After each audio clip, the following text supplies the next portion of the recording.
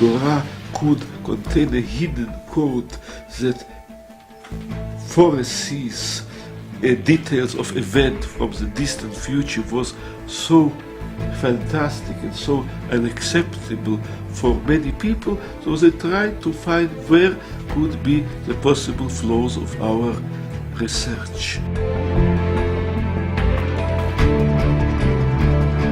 In a matrix, a tight matrix like you're talking about, you can find Twin Towers, Bin Laden, destruction, different words. I find that sort of beyond coincidence. You have some words like aeroplane.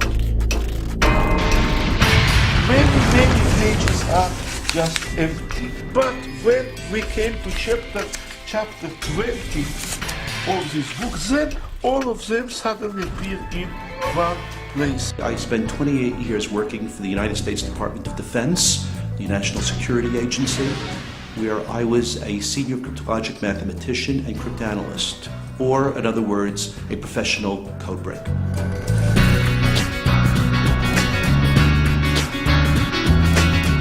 That what we knew a year ago and what we know today, it is like difference between kindergarten and university. The Hebrew Torah is the oldest living, accurate wisdom text in the world today.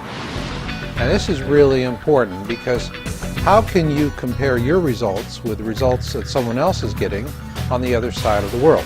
Well, with the Torah Code, you can do exactly that. A divine being, a benevolent, wonderful divine being could have woven this into the scripture. It's not beyond the possibility of him doing that. You have to name the event before you make your observation.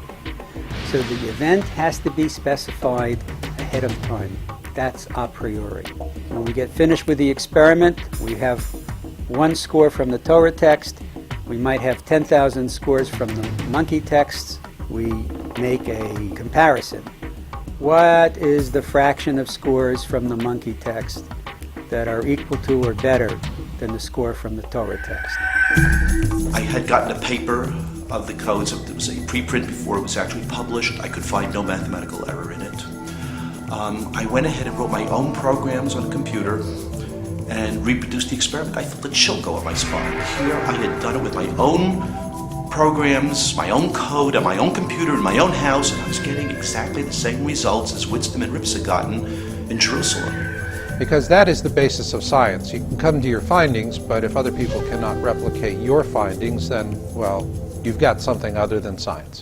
Cursed is Bin Laden, and the revenge belongs to the Messiah. Vertically skipping with equal skips, we have a 29-letter text, of which is a meaningful phrase in Hebrew.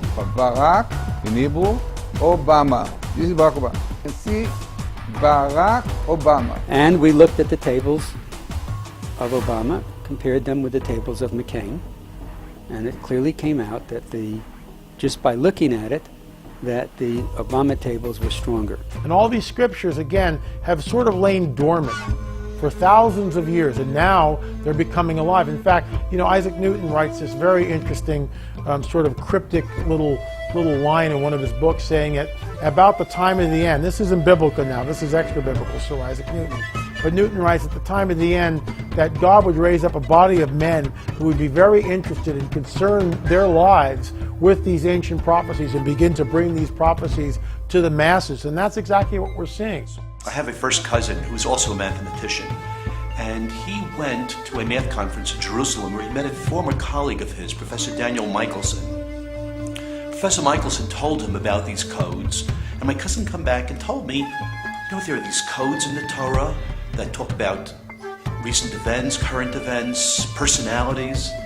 And I looked at him and I said, what are you talking about? This is weird. Knowledge will increase. This is the book of Daniel, about 2,500 years old. And Daniel says, knowledge will increase and men will roam to or fro over the face of the earth. My work actually fits in to the story of the discovery of codes right after the initial discovery by Winston and Rips. Winston and Rips in the late 1980s did their great rabbis experiment, in which they showed that the names of great rabbis over the centuries and their dates of birth and death were encoded in the book of Genesis. In Hebrew is Bursa, Bet, Vav, Samachay. Every 5-letter minimal. So it means here it indicates that something is going to happen to the birth at this date. Oh, you see, Bet, Tav, Shin, Samachet, Elul, the 20th. Bursa, the birth, what happened? Menayot, shares, Naflu, fell.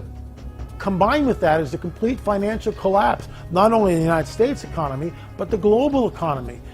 Is this a controlled collapse?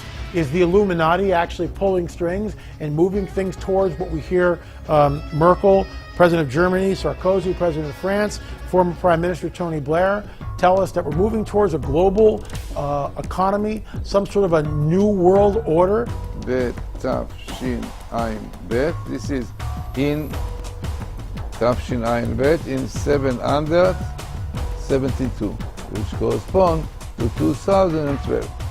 I looked for the date. And our research, 2012 is, well, think of it as an entertainment event. That's when you see the warm-up band. The big event comes on the stage in 2013 and into 2014 as well. Will be a time for redemption. Statistically, finding it in the right place, again, is very significant. It's a signal that we are living in the last days. It's just one of many prophecies that when you stack them all up and you begin to line them up, we see that it builds a very strong case that in fact we are in the time of the end. We are living in a very significant time. The Bible code clearly proves it beautifully.